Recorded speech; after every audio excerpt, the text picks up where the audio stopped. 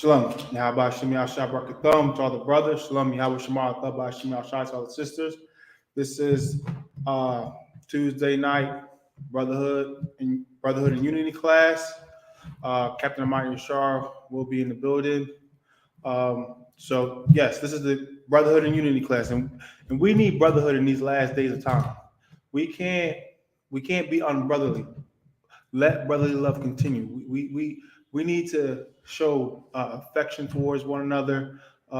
Be friendly, courteous, kind. We have an art with each other. We need to go to him and be alone. We can't have grudges against one another and be backbiting and gossiping and anything that demoralize our nation as a people. We need to be on point. We need to be focused. The Lord wants the blacks, Hispanics, and Native men, women, and children are a family, and we need to act like it. We can't go around hurting each other. That's not what the Lord intended. We are a royal priesthood, a nation of kings and priests. So we held at a higher standard. The Lord gave us these laws, such as commandments, so that we'll be the salt of the earth, so that we would rule the earth, so that we will know what's right and what's wrong, and know how to please the Lord in all his ways. Give me the book, if I could, the book of Zephaniah chapter 2 and verse 1, Baba Kishal. We're going to start with the book of Zephaniah chapter 2 and verse 1. So we know the recently Wakanda movie came out. Anti-Semitism is a topic that's in the airways right now. That's in the media. What we need to focus on these last days of time is unifying as the blacks, Hispanics, and Native men, women, and children. That we are a family. We can't. We're not African. Put it simply. We're not African. We're not African American. We're not Puerto Rican, Hispanic. No, we are the lost 12 tribes of the nation of Israel. That is who we are. We are God's chosen people. We are Yasharala, prince or prince if you're a male, princess if you're female, of the power of God. That's who we are. That's what our name means. That's what Yasharala, that's what Israel means. We are the sons and daughters of Jacob. That's who we are. Read Zephaniah chapter 2 verse 1, Pusha. Oh God. This is Zephaniah chapter 2, verse 1. Gather yourselves together. The Lord told us to gather together. The Lord told us to gather together. Gather yourselves together. That's what the Lord said. He doesn't want us coming together with everybody. He wants us to gather together amongst ourselves. He's talking to his people, the blacks, Hispanics, and Native men, women, and children. That's who he's talking about. Read on, Bokashaw. Oh God. Yea, gather together. Yea, gather together. It's so important. He had to repeat himself. He had to say it twice. He really wants us to gather together. He doesn't want us being an individual light. He doesn't want us doing our own thing, being separate. Being not part of the group. He wants us to be separate from these other nations, of course, yes, because we're holy. But he wants us to not be have other like fake Israelite groups, being in the Christian church, being in the Muslim mosque, being in these other religions. There's one school, there's one body, and that's where everybody's supposed to be at. Read Book of Shaw. O nation not desired. Reason why? Because we are a nation not desired. No other nation cares for the blacks, Hispanics, so-called blacks, Hispanics, and Native men, women, and children. No other nation does.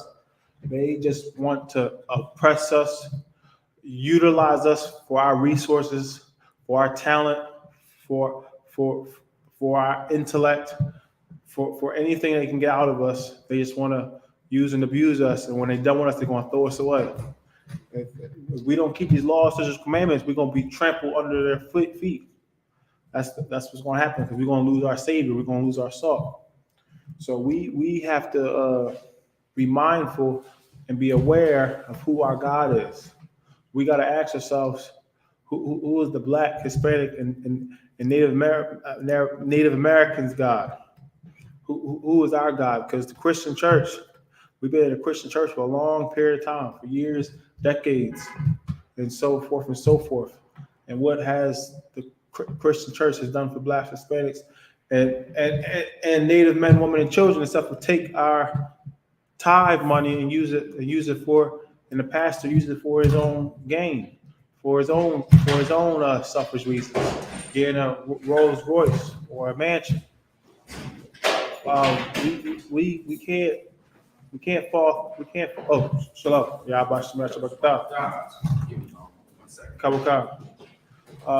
so we read it again from the top of the show. Read it again from the top. Zephaniah chapter 2 and verse 1. Zephaniah chapter 2, verse 1. Gather yourselves together. Yea, gather together, O nation not desired. See, Israel, again. Gather together, yea, gather together, O nation not desired. And that's what the priests and prophets continue to teach on these, in the I.S.U.P.K, continue to teach on these street corners.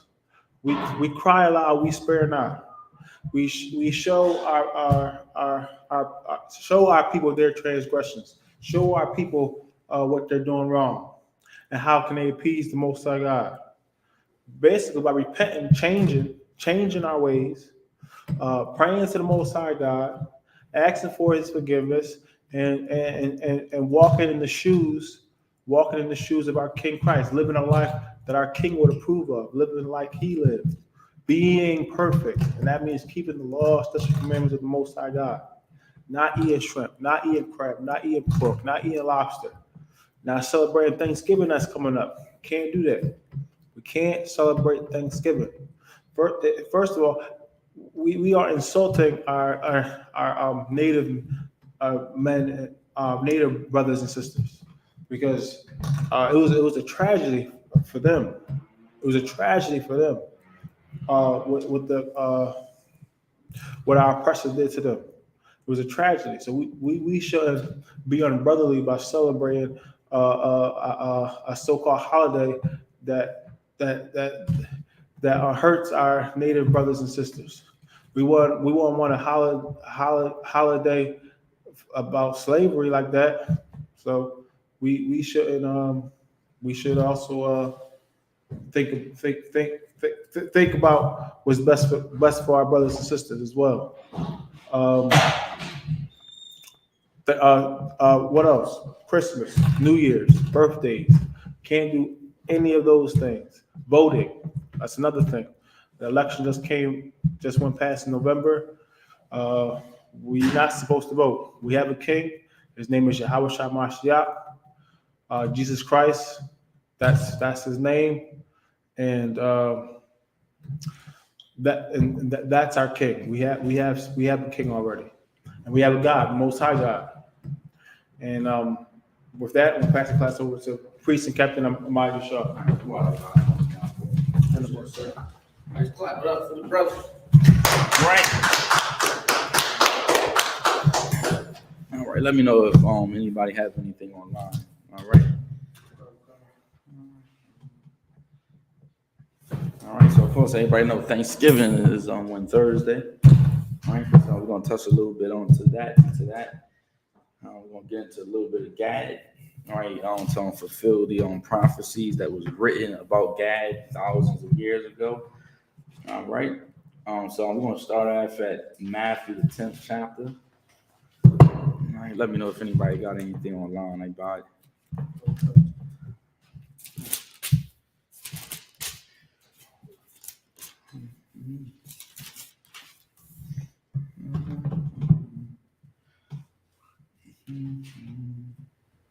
Okay.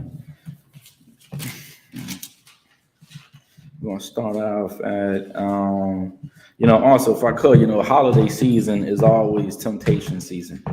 You understand me, with the family members. But the main thing is like everybody being in the holiday spirit, right? And of course, after the holiday or the whole holiday weekend, you're going to hear about tons of crimes that occurred, people getting shot, poison and all that garbage, which of course is going to show us that the Lord don't want us partaking in any of these holidays, which is going on today in America, right?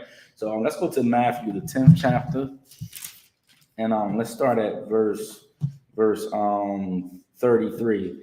Now, in the 10th chapter, 33 down until 42 is very important to understand. Hold on, give me 1 second. The reason why it's important to understand is simply this, right? Christ already knew what was going to be a struggle. You know, as a young man or as a young woman coming up in here, he already foresee it even happening, right? So, of course, this Bible is like instructions, rules, regulations, but it's also like a manual, all right? It gives you the tools that you need to be able to overcome and fight the temptation that is going to come your way, especially during so-called holiday season. So let's start at Matthew 10 and verse 33. All right, whoever got it can read it. Okay. This is the book of Matthew, chapter 10, verse 33. Mm-hmm. But whosoever shall deny me before men, him will I also deny before my Father which is in heaven. Now, so Christ is saying, right, but whosoever shall deny me before men, how can anybody deny Christ before men? Hey, what do you believe in? Hey, you know you're not a Christian, you know you're an Israelite. But in your mind, it's like, hey, if I say I'm a Hebrew Israelite, they're going to think I'm a part of this crazy cult, right? I'm a part of this hate group. So now instead of you saying you're Israelite, you go ahead and say, what I bought? I'm a Christian, right? I'm a Muslim. Or you try to go around saying you're Israelite, you go ahead and say, I'm a follower of Christ and all that, right? Christ said, whosoever shall deny me before men, the most I will also deny you before the Father. Go ahead, read on. Verse 34. Uh-huh.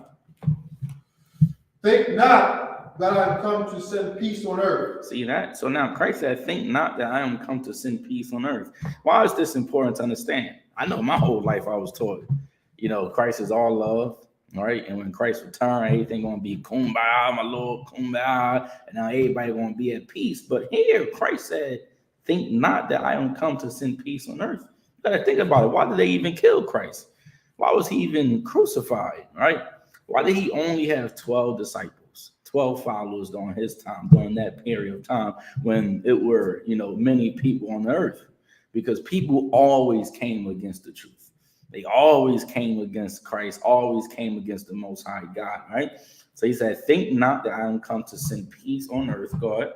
I came not to send peace, but a sword. We all know what a sword is used for, right? To kill. All right, destruction. Read. Verse 35. For I am come to set a man at variance against his father. So now the point of Christ even returning is to set a man what? At variance against his father. Now, why is the man is going to be set at variance against his father? Maybe the son going to be like, hey, I'm not doing Thanksgiving anymore. But the father, like, what? Come on, boy, you've been doing this your whole life, right? Maybe the father is like, hey, I'm not eating pork anymore. But maybe the son like, Dad, but you fed me pork your whole entire life, my whole entire life, right? So Christ come to set a man at variance against his father, read. And the daughter against her mother. And the daughter against her mother. Why? Because her daughter is like, hey, I'm going to serve the Most High God, right? I'm not going to do the things that I learned from you, read. And the daughter-in-law against her mother-in-law. Uh-huh. Verse 36. Now, this how this next verse here is how you're gonna know this is the truth. All right, let's read it. And a man's foes shall be they of his own household. Read that again. And a man's foes shall be they of his own household. Now, what's a man's foes? Right? Foe is like what? Your enemy, right? So now a man's enemy shall be they of his own household. Now it's like Thanksgiving come around. Oh, Christmas, you forget about it. You got a wife or you got kids. Listen, those demons gonna come up against you up in the house, man. You understand? They're gonna try to devour you. Now it's like you go from a peaceful house when you were in the world, right? When you didn't serve God, and now you start to serve God. Now the people in your house is going to become your foes. They're going to become your enemies. Let's read on. Verse 37. He that loveth father or mother more than me is not worthy of me. See that? And this is what Christ wants us to understand.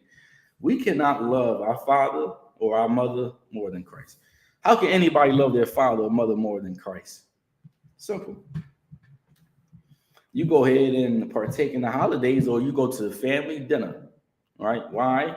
Because your father hit you up, or your mother hit you up, or your grandmother hit you up, right? You're like, oh man, that's my grandson. Let me give him a call. So your mind is like, damn, I don't want to tell her no, because I love her. I don't want to tell him no, because I love him. What the Lord wants us to understand is that we cannot put them before the Most High God, right? He that loveth father or mother more than me is not worthy of me. Let's read on. And he that loveth son or daughter more than me. So now when Christmas coming around, right, what your sons and daughters going to do? Hey, they're going to give you a call. Hey, daddy, what you want to buy me for Christmas, right? Or your mother, right? Like, hey, mom, what you going to get me for my birthday? Right? Where my birthday presents at? Read that last line again. Oh God. And he that loveth son or daughter more than me. So he that loveth, if you love your children more than Christ, go ahead. Is not worthy of me. Is not what?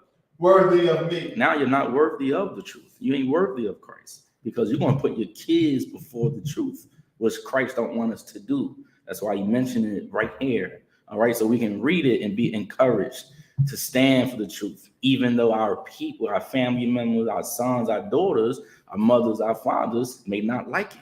Read on. And he that taketh not his cross and followeth after me. Okay, what is that cross?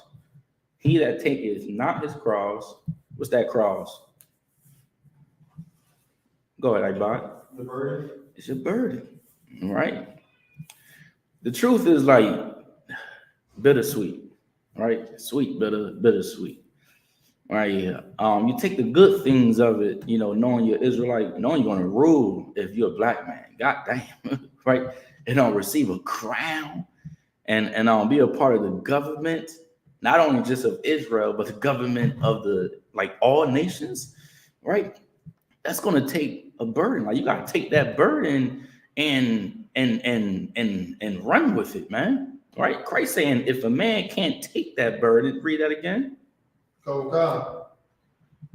And he that taketh not his cross and followeth after me is not worthy of me. You got to take everything that's going to come with you serving the Most High God and following after Christ. Go ahead. Verse 39. Mm-hmm. He that findeth his life shall lose it. Now, Kyrie Irving and Ye should be reading this. Okay? And they ain't even all the way in the truth. They just know little bits and pieces of it, right? Read one more time. He that findeth his life shall lose it. Read it again. He that findeth his life shall lose it. Some people come up in here and be like, I came in the truth and I lost everything. Dang, everybody hate me? It's like, what's going on?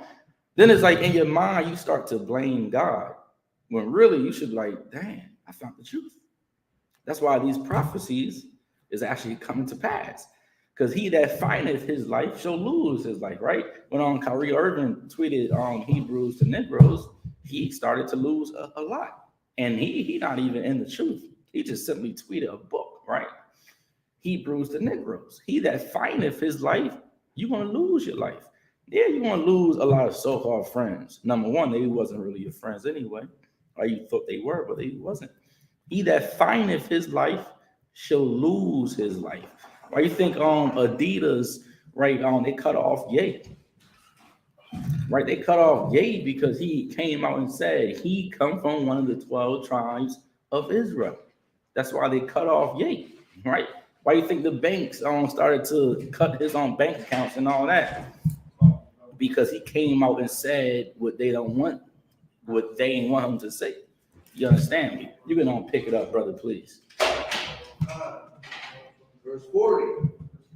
He that receiveth you receiveth me. He that receiveth you receiveth me. Meaning, if somebody can cut you off because you're a man of God or you're a woman of God, what they don't know is that if they receive you, if they accept you, then they receive Christ. Because Christ is putting you in their life to help them out. But they don't see it. Right? They'll call you a devil. Shalom, right? They'll call you a demon. They say, man, thou art loose, Satan. They'll kick you out your own house. Kick you out, not even knowing that the Lord is inside of you. That's why he said, he that receiveth you, receiveth me. Read after that. And he that loseth his life for my sake shall find it. Go back up to 40, please. No, I'm sorry, you're right. Go ahead, read 39 again from the top. He that findeth his life shall lose it. All right, so you find your life, you're going to lose your life. Let's say you was getting paid like, you got some gigs out here, you get paid what? $500,000 a year, maybe 100,000, 200,000, right? So now you come up in the truth. Of course, now you got to grow your beard, right? So after a couple of months, you got strings of hairs all coming out, and you start to look like a man. So now that job comes to you and say, hey, so you're going to have to shave that beard, all right? And your mind is going to be like, I got to pay my bills. I got to take care of my family. I can't shave my beard because it's a sin to shave my beard. I can trim it down, though, right? Or you can trim it down if you want to. You just can't touch the skin, right, of your face, right? So that job may be like, listen, man, if you can't shave it, then we got to let you go. Then in that case, you got to move on. Because he that findeth his life shall lose his life. Read again from the top. He that findeth his life shall lose it. Mm-hmm. And he that loseth his life for my sake shall find it. Because what that demon ain't going to tell you in your mind, everything you lost, everything you're going to lose, the Lord will give you back 100-fold, right? That spirit ain't going to tell you that. The spirit is only going to tell you, damn, you just lost your woman. Look at how your kids looking at you. Look at mommy. They all hate you. They all saying you crazy. They saying something is wrong with her because she's sharing her man. What is wrong with her? She's sharing her husband. What you don't know is that he that loseth his life for my sake, you're going to find it. Okay, let's read on. Verse 40.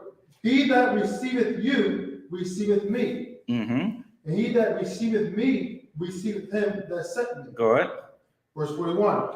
He that receiveth a prophet in the name of a prophet shall receive a prophet's reward. Now remember, this job ain't for everybody, precept. For many are called, but few are chosen, right? Yeah, the Lord called, tons of people, but only few were chosen to actually prophesy this book and teach and uplift and encourage the people. Read on. And he that receiveth a righteous man in the name of a righteous man shall receive a righteous man's reward. See that? He that receiveth a righteous man, most women out here in the world, I'm going to tell y'all straight up, they don't want a righteous man. They just want some rod. You understand me? And after that rod is done, they move on to the next, right? A righteous woman would be like, damn, I got a righteous man. He ain't going to leave me. I may be a little crazy. I may flat his tires. I may, try to swing on him a couple of times, but he ain't going to leave me. He going to stay with me. As long as, I don't deal with another man. Listen, a righteous woman would be like, oh, yeah, I'm going to go ahead and receive that righteous man. Read on. So God, verse 42. And whosoever shall give to drink unto one of these little ones a cup of cold water, only in the name of a disciple, verily I say unto you, he shall in no wise lose his reward. Okay, and whosoever shall give to drink unto one of these little ones a cup of cold water, only in the name of a disciple, verily I say unto you, he shall no wise lose his reward. What is the point, man? Somebody break that down. What is the point? What is Christ saying here? Read it one more time, my God. Okay. And whosoever shall give to drink unto one of these little ones a cup of cold water. Now, right? Remember, the Bible, it ain't literal, right? And whosoever shall give to drink unto one of these little ones. Who are the little ones? Ibad. The ones coming into the truth.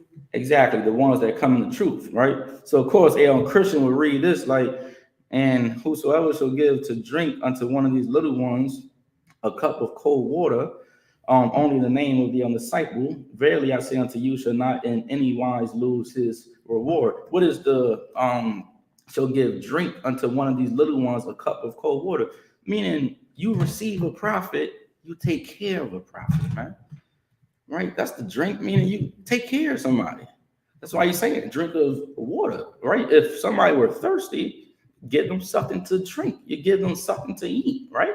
Right. So now the Lord said you will accept them and take care of them, because then he'll give you a reward. So now read after where we at. Read again from the top, 42. Okay. Let's go to Matthew chapter 10 and verse 42. Mm-hmm. And whosoever shall give to drink unto one of these little ones a cup of cold water, only in the name of a disciple, verily I say unto you, he shall in no wise lose his reward. How's he saying that? Because now you're taking care of a priest or a daughter of God. Let's drop that. All right, let's go to 1 Corinthians 10 and verse 20. Let's go there right fast. So this holiday spirit out here is tempting. All right. 1 Corinthians 10, and let's start at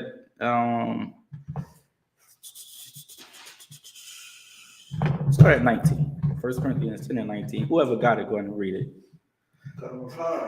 This is 1 Corinthians chapter 10, verse 20. Start at 19, please. Verse 20.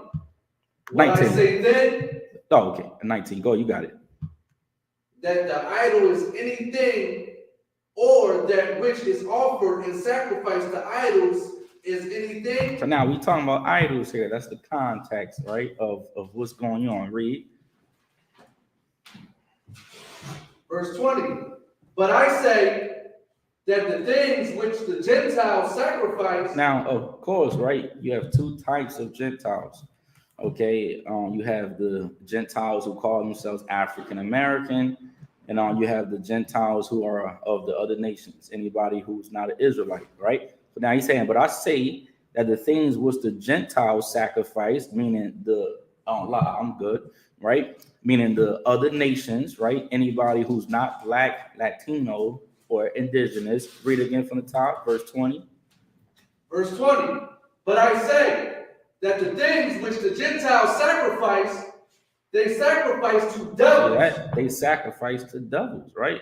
Like pork, shrimp, crab, and lobster, like Thanksgiving, like Halloween. Everybody know Halloween was a satanic holiday, right? And once again, did we create these holidays? No, we're just following the leader. We're just following everybody else, right? The Lord said they make sacrifices to devils. Go ahead. And not to God. And not to God, meaning what, right? Meaning Thanksgiving have nothing to do with God. Absolutely nothing at all. Read. And I will not that ye should have fellowship with devils. Now, and I will not, right, that ye shall have fellowships with devils. Now, the Lord calling them devils. Why? Because they are deceivers, right? They gave us holidays that we should not celebrate. Read on. Verse 21. Ye cannot drink the cup of the Lord and the cup of devils. You see that? You can't celebrate the Passover April 1st, North Carolina. Right? Y'all make sure y'all start making y'all arrangements right now. All right. You can't celebrate the Passover and go over mama's house or your daddy's house or your grandmother's house for Thanksgiving. Right? You cannot drink of the cup of the Lord. Once again, he's not talking about like actually drinking something, right? He's saying ye cannot partake in the things the Lord want you to partake in and drink of the cup of devils. Let's read on.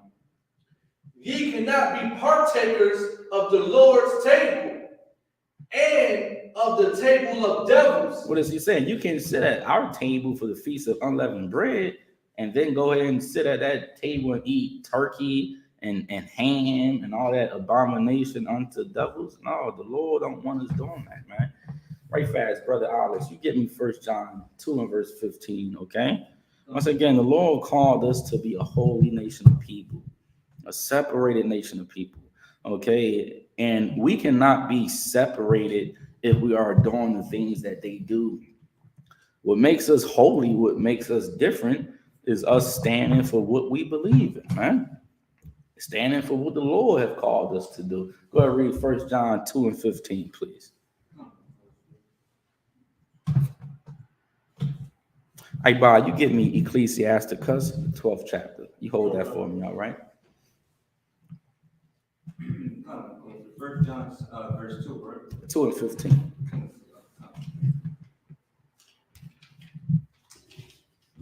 Young man Chris, you hold Exodus 23 and 2 for me, okay? Go ahead, you got it, brother. So this is book of 1 John, chapter 2, verse 15. Mm-hmm.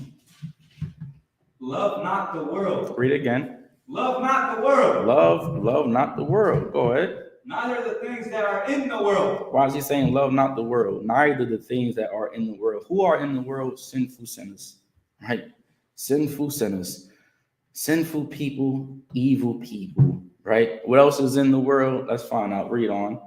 If any man love the world, the love of the Father is not in him. So if you love, it's Thanksgiving. It's holiday season. You gotta see the spirit.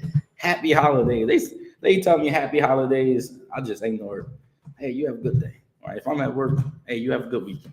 All right. Oh, you have a good Thanksgiving. Hey, are you coming over? You gonna eat a plate at work? I don't partake in that. Why not? My mother is indigenous, and I leave that where is that? I bought. You understand? I got family who's indigenous. How the hell can I sit at that table and feast with y'all when my brother Captain Soccer War is indigenous? How? Right? Was why once again the Lord said, "Love not the world, neither the things that are in the world. If any man, meaning mankind, right, man and woman, love the world, the love of God is not in them." Read on, brother. This is book of 1 John chapter 2, verse 16. Mm-hmm. For all that is in the world, the lust of the flesh. That's it. That's all that's in the world. That's why everybody on TikTok, everybody on Twitter, everybody on Instagram. Why? Because what's in this world? The lust of the what? The flesh. See that? The lust of the flesh.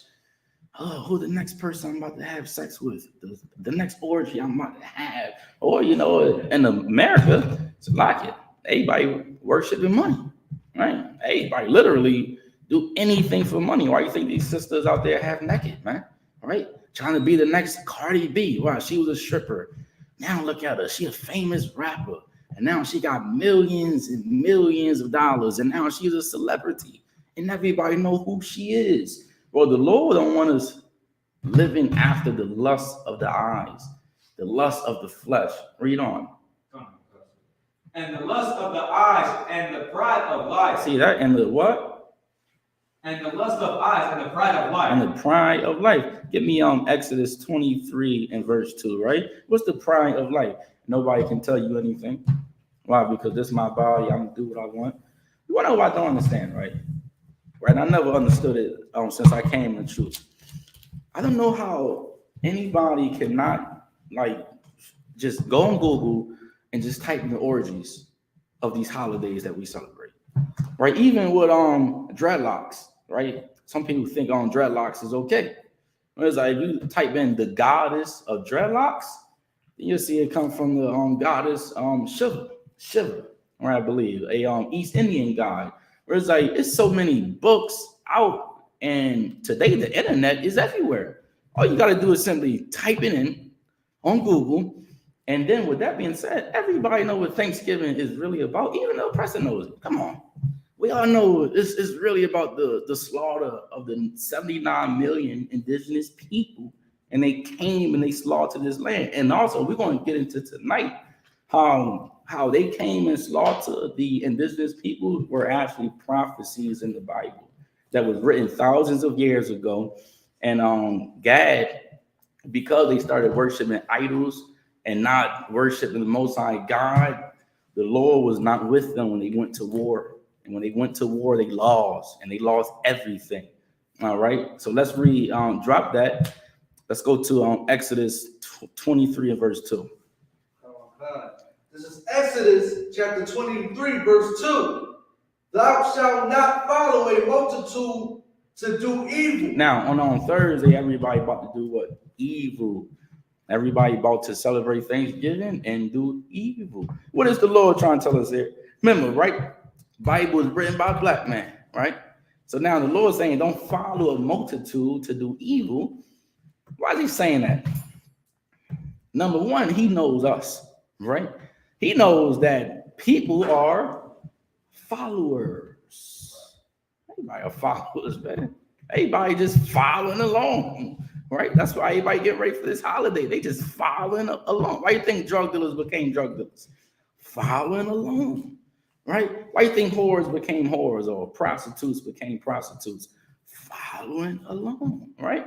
The Lord telling us he don't want us to be followers. He want us to be what? Leaders, okay? Which was why he said, thou shalt not follow a multitude to do evil, right? This is a multitude of people who's about to do evil this Thursday for Thanksgiving. Read it again from the top. This is Exodus chapter 23, verse 2. Thou shalt not follow a multitude to do evil. See that? All right, that's a commandment, which once again, that's how you know there's more than 10 commandments. Because that's not written in one of the 10 commandments, right? Thou shalt not. Read it again from the top. Let everybody know where you at.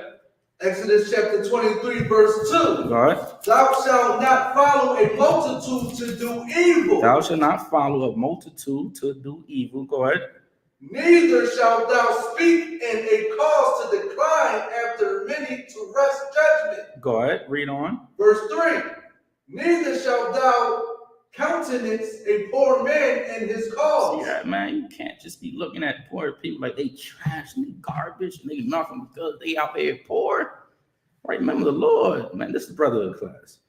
Right? The Lord said, thou shalt love thy brother as you love thyself.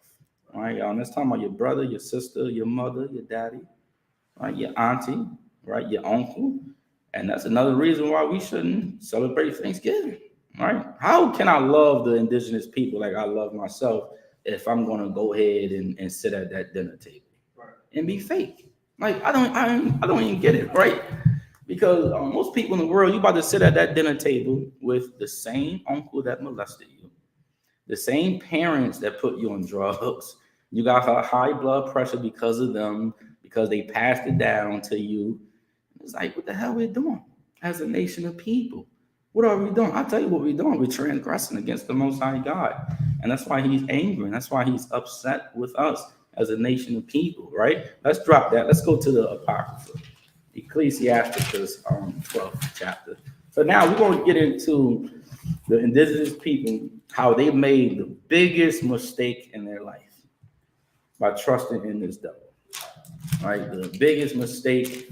And once again, if they had this book, well, not had the book, because if they would have followed the book or had understanding of the book, they would have knew what the Lord said thousands of years ago, so they would never make the biggest mistake out of their life, man. All right, Ecclesiasticus chapter 12, and let's start at verse 10. This is the book of Ecclesiasticus, 12, verse 10. Never trust thine enemy. Read that again. Never trust thine enemy. Now, what happened to the indigenous people? They trusted the oppressor. All right. How many treaties the oppressor made with the indigenous people? I want to say hundreds, all right? Maybe 100-something treaties. So they trusted them, not knowing that the oppressor is the devil that the Bible speaks of, and that you cannot trust a devil. If you trust a devil, then that's like you trusting a snake, right?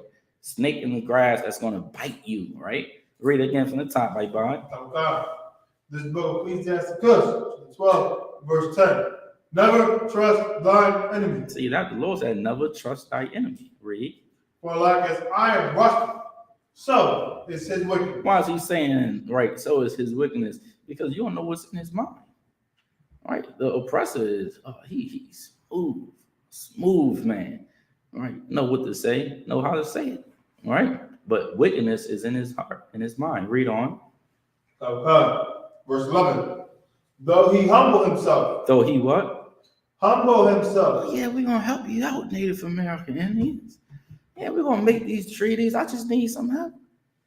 Read. and go crouching. I mean, he go bending. Go ahead. Yet take good heed and beware of him. Now, how can somebody really harm you? They say most people that can do harm to you are the people that's close to you. All right.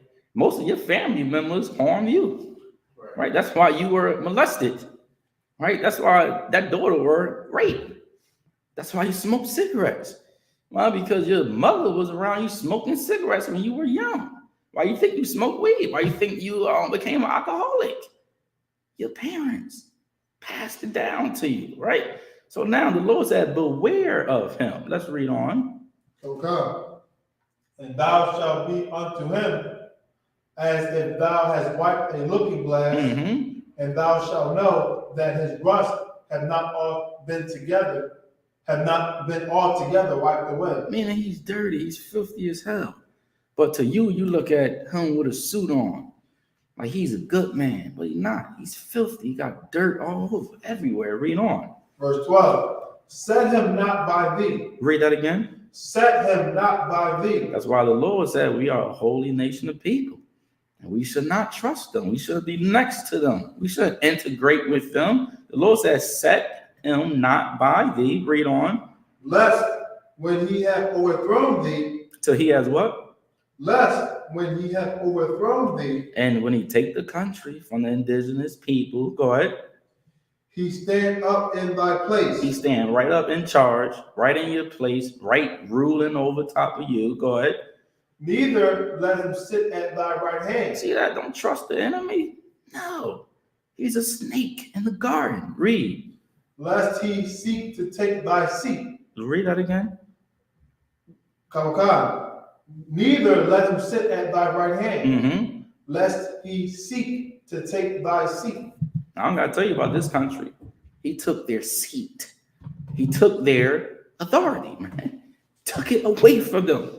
Why? Because the indigenous people made a mistake. They made the biggest mistake in their lives. And they made that mistake because God wasn't with them. Right? Let's drop that. Let's go to the book of Psalms, 55th chapter. Matter of fact, before we go to Psalms 55, let's go to 2 Peter, chapter 1 and verse 21. Let's go there right fast.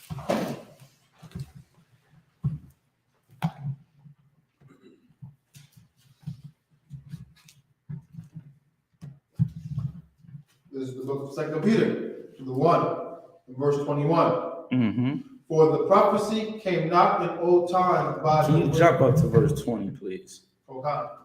This is the book of 2 Peter, chapter 1, verse 20. Knowing this first, go ahead. That no prophecy of the scripture is of any private interpretation. Why is the Lord saying? Because he going to give you the understanding, right? Precept. For unto you is given to know the mystery of the kingdom of heaven, the mystery unto this book. Let's read on. So knowing this first, that the prophecy of the scripture is of any private interpretation. Go ahead. Okay. Verse 21. For the prophecy came not in old time by the will of man. I'm not going to believe in the Bible. Why? Man wrote the Bible. White man wrote the Bible. I ain't going to believe in that. What the hell you talking about? Nigga, you just want to smoke weed. Just say that. Say it, bro. God damn. Just say you want to get high. Just say you want to smoke some cigarettes. For the prophecy came not in old time by the will of man. Regular men, man did not write this Bible, right? Did not make the prophecies of this book. Let's find out who did. Read. But holy men. But who? Holy men. But who? Holy men. King Solomon said in Ecclesiasticus, he said what? Never trust thy enemy. Because he knew. A regular man will trust his enemy and lose his land and lose his country. This book was written by holy men that understood the value of following this book and these laws and statutes and commandments. Read that last line again, please. Of God. But holy men of God, go ahead, spake as they were moved by the Holy Spirit. Why is he saying they spake as they were moved by the Holy Spirit? It was something they would have never imagined they were going to do, but they did it. Like standing up on that podium, like Moses parting the Red Sea. Why you think when he was 5 years old, he thought he was going to part the Red Sea and deliver the Israelites? Hell no, the Lord called them, right? But they spake as they were moved by the Holy Spirit, right? We spake the words, and the scribes wrote it down, wrote the stories down. So when we read the Bible, we will read about Solomon's story, Jeremiah's story, John the Revelator story, the visions, right? Like how they record, like the analysts and the journalists record and they watch everything that's going on and then they talk about it. It was going on then, but in a different type of way. You understand me? The Lord chose men to write it down from the holy men of God. All right. Now let's go to the book of Psalms, the 55th chapter. Right. That's for anybody that say that they don't want to follow the Bible because the Bible was written by man. All right. That cuts that right there. All right. Psalms 55. Hold on. Bear with me a second. All right, let's start at verse 20. Now remember, King David was a holy man of God, and he knew things, and God showed him things that if we would have listened, if the indigenous people would have listened, they would have been all right. Let's find out what David said. Let's read on. Psalms 55 and 20. Young man, Chris, you got it. All right. Psalms chapter 55, verse 20. He hath put forth his hands against such as be at peace with them. Now he has put forth his hands against such as be at peace with them. When they came to America or the old world, right? The indigenous people were trying to be at peace, trying to help them, trying to feed them, trying to show them how to fight, how to defend themselves. Read again from the top. Psalms chapter 55, verse 20. He hath put forth his hands against such as be at peace with them. Mm-hmm. He hath broken his covenant. Now he has broken his what? Covenant. Now what is a covenant? Agreement, treaties, right? They made treaties, and the oppressor broke every single one. Why? He's a liar. He's a deceiver. Right. Let's read on. Verse 21. The words of his mouth were smoother than butter. Oh yeah, we just coming over here. We trying to, chill with y'all and be up in here for a little while, and then we're gonna go back home. Oh, we love you, God. God loves you. God loves you no matter what. Right? The words of his mouth were what? Smoother than butter. Were smoother than butter, God. But war was in his heart. I could not believe when Donald Trump came on and said he loved all people. Oh, you love the Mexicans? Come on. How the hell you love the Mexicans, but you trying to make a border so they can't enter into the United States of America, right? Once again, his words is smooth. I love all nations. Everybody is God's chosen people. But what's in his mind? But war is in his heart. Your heart is your mind when you read the Bible. Let's read on. His words were softer than oil. He's soft spoken, right? Now those white people speak nice and soft spoken. It sound good, right? Go ahead. Yet were they drawn swords. That's how he got the indigenous people. Yet were they draw swords. Let's read on. Verse 22. Cast thy burden upon the Lord. See that? Cast your burden. Whatever you got going on, cast your burden upon the Lord. Go ahead. And he shall sustain thee. See that? The indigenous people left the Lord. Right? They started worshiping those idols. And what happened? The Most High allowed their land to be taken away from them. Like how he allowed our land, Israel, to be taken away from us. Let's read on. He shall never suffer the righteous to be moved. See that? Now he said he shall never suffer the righteousness, right? The righteous to be moved. He didn't say he wasn't going to be tempted. He ain't saying your family members ain't gonna call you trying to get you to come over their house for Thanksgiving or be in the holiday spirit, but he will never suffer thy righteous to be moved. Meaning they gonna push you, they gonna try to push you, right? Right? But you're gonna be like a rock, that ain't going nowhere. Right? You're gonna be like one of those hard trees, right? Trying to cut it down, but you can't. It's too strong. Can't do it. Let's read on. Verse 23. But thou, O God, shall bring them down into the pit of destruction. See that? O thou, O God, shall bring them down to the pit of destruction. Go ahead. Bloody and deceitful men. Read that again. Bloody and deceitful men. Bloody and deceitful men. Go ahead. Shall not live out have their days, but I will trust in thee. I don't gotta tell you about young folks dying, right? I don't gotta tell you about that. It's on the corner. It's R.I.P. What's his name? Offset? No, Top Off, right? What's his name? Top Off. Take off, right? R.I.P. John. R.I.P. Leak, right? Hey, why you think we're dying young? It's in the Bible, right? You understand me? And deceitful shall not live out half their days, but I will trust in thee. See, King David was a wise man.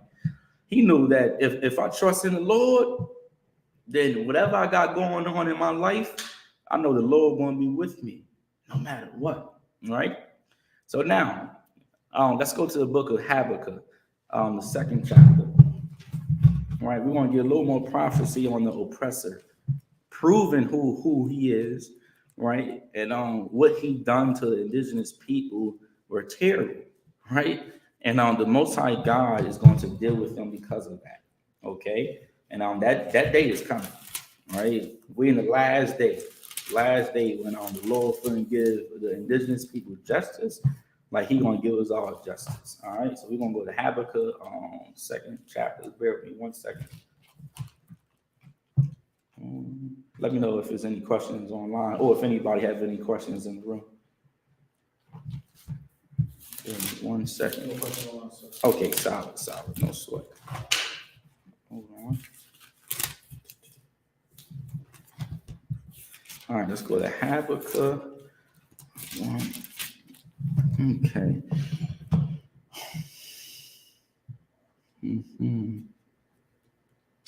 Okay, hold on. Let's go to Habakkuk 2. And let's start at verse 7. Habakkuk 2 and 7. This book, Habakkuk 2, verse 7. Shall they not rise up suddenly that shall bite thee, and awake that shall vex thee, and thou shalt be for booties unto them? Go ahead. Verse 8. Because thou hast spoiled many nations. Because thou hast spoiled many nations. Go ahead. All the remnant of the people shall spoil thee. All the remnant of the people shall spoil thee. Go ahead. Because of men's blood, and for the violence of the land, of the city, and of all that dwell therein. Go ahead. Verse 9. Verse 9. Woe to him that coveteth an evil covetousness to his house. Now, what is the Lord saying here? Woe to him that coveteth an evil covetousness to his house. What do that mean? Go ahead. Somebody that's trying to like take over the city, I guess they stuff, they try to steal everything. Right, exactly. That's like somebody trying to come in your city or your house and take everything from you, right? The Lord saying, woe be unto them. Let's read on. Okay. That he may set his nest on high. See that? That he may do what? Set his nest on high. That he may do what? Set his nest on high. That he may set his nest on high. You ever wonder why so many high buildings? Right? Give me Obadiah right fast, right? On the 1st chapter. We coming right back here though. All right, but let me show y'all something right fast. Bear with me 1 second. But Obadiah 1.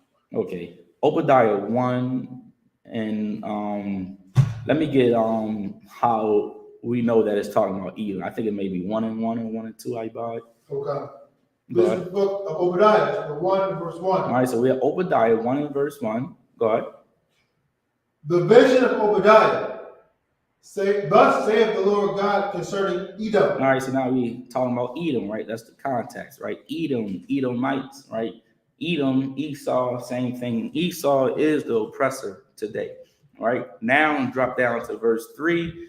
We're going to find out a little bit about Esau, about Edom, about the oppressor. Read verse 3. Verse 3. The pride of thine heart hath deceived thee. The pride of thy heart has deceived thee. Go ahead.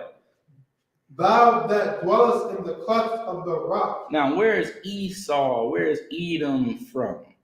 Right? Caucasian. Why are they called Caucasian?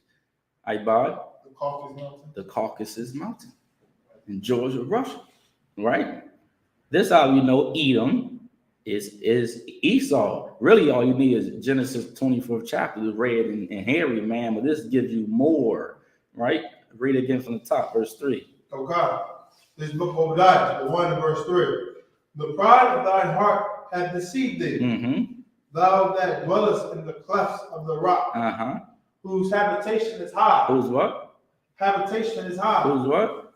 Habitation is high. Why do you think they love those high behind buildings? Oh my God. Right? Because he's from the mountains. He's trying to feel like he's home. Right? All those skyscrapers and all that. What the hell you want to do with those high behind buildings? Listen, it's in his nature. Right? He's showing you. Like how the Lord said, man, he's a crook. He's evil. Can't be trusted. Read on. Okay. Thus saith in his heart, that saith in his heart. So this is what he say in his heart. Go ahead. Who shall bring me down to the ground? He said what? Who shall bring me down to the ground? Young man Alex, you give me whole Ecclesiastes, right?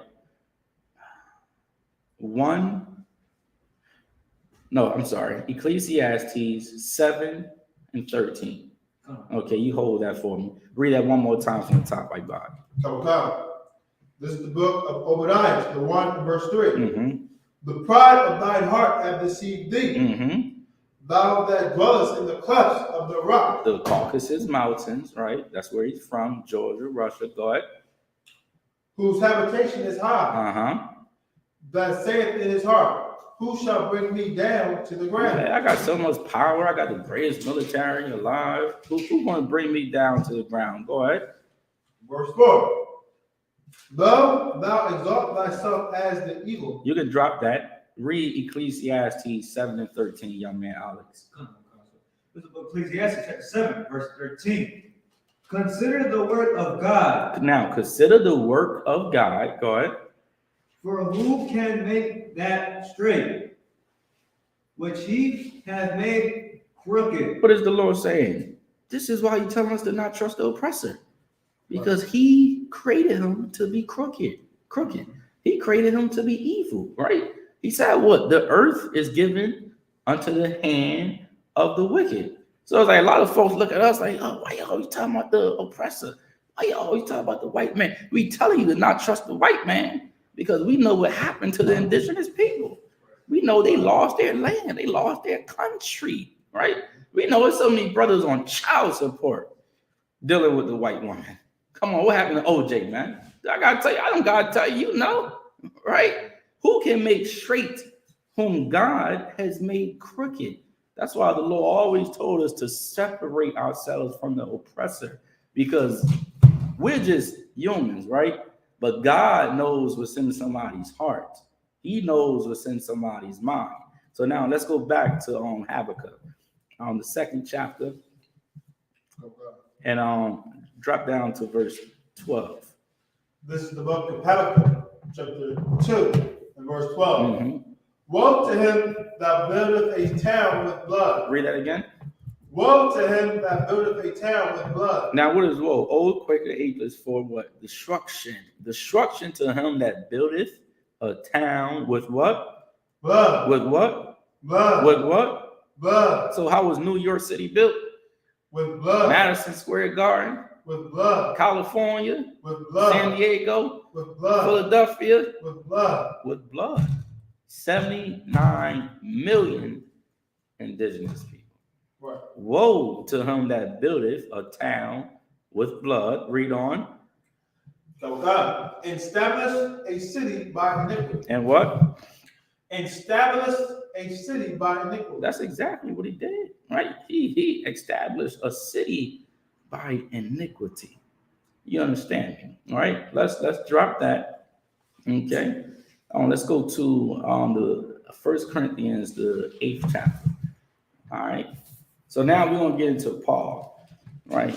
Because Paul also mentioned the spirit that we all need to be in, during this so-called holiday season, right? Just so you're aware, right, of this spirit and temptation and how it's gonna come, and so you know how to go about it. All right. So we're gonna go to 1 Corinthians, the 8th chapter. Let me catch up with y'all.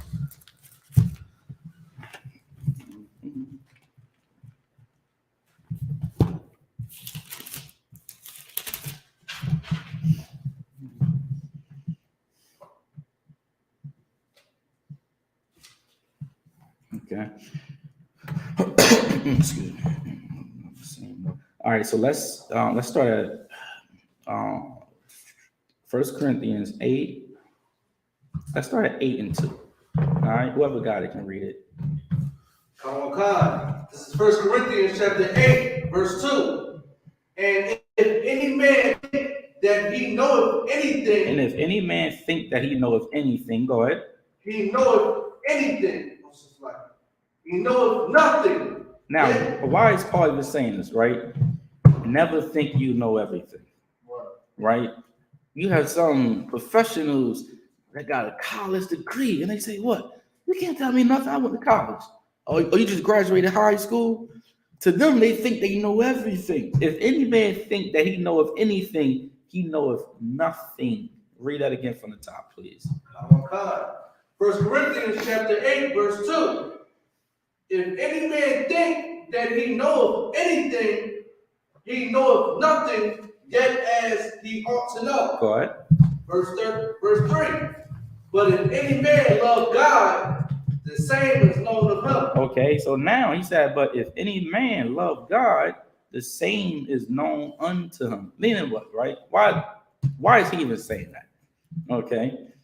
But if any man love God, the same is known unto him. Somebody break that down for me. It's right there. But if any man love God, the same is known unto him. Go ahead, young man, Chris. If I could, is it saying that like he understand that he knoweth nothing? That's what it's saying? Not quite. Because here it's but if any man love God. So now we're talking about somebody who actually loves God, right? Somebody who actually obeys the commandments of God. The same is known unto him. Okay.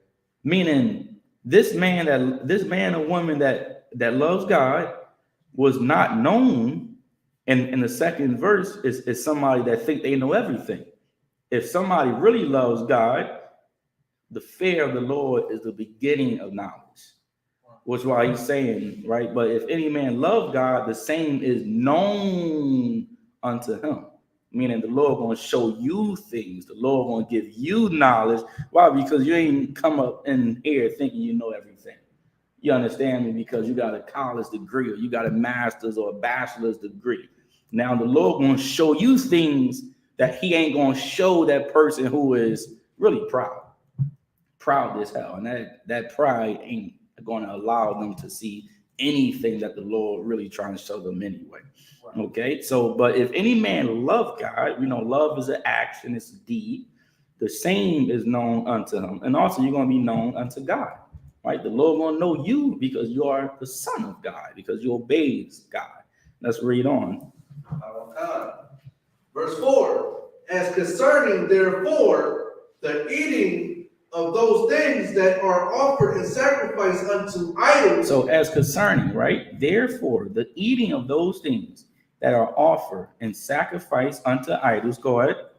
We know that an idol is nothing in the world, and that there is none other God but one. Now you got to get it right.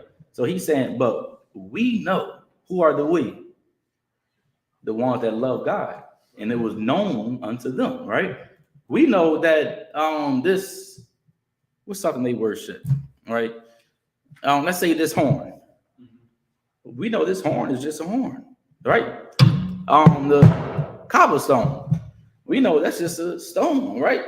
But to other people, it's what? It's a god. But to us, we know what? It's nothing. It's vanity. It's vain, right? So we know that an idol is nothing in the world because there is none God but one God. So now I'm gonna skip you down a little bit, all right? Drop down to verse. Matter of fact, just go ahead, keep reading. Verse 5. Verse 5. For though there be that are called gods, whether in heaven or in earth, as there be gods many and lords many. So of course we know what? There be gods, lords, right? Because gods just means what? Power. Remember the Lord said, Israel are what? A prince of the power, right? We know that Christ is the Lord. Now let's read the next line. But to us there is but one God. See that? That's why he's saying like we understand the spirit of the Bible. Most people read it and they don't understand it, right? To us, we know there is one God, one living God. Read on. The Father, of whom are all things, and we in him, and one Lord, Jesus Christ, by whom are all things, and we by him. Go ahead. Verse 7. Howbeit there is not in every man that knowledge. Now, howbeit there is not in every man that knowledge. He just gave you the whole breakdown right here. Was why every man don't understand. Okay, can I eat turkey on Thanksgiving if I wanted to? Like, is it a sin for me to eat turkey? No, it's not a sin for me to eat turkey. Okay, can I eat a hot dog? Technically, can I eat a hot dog on the 4th of July? It's not a sin to eat a hot dog. It's not a sin to eat the food, right? But let's understand the spirit behind it. Howbeit, there is not in every man that knowledge, the knowledge that was known unto you. Let's read on.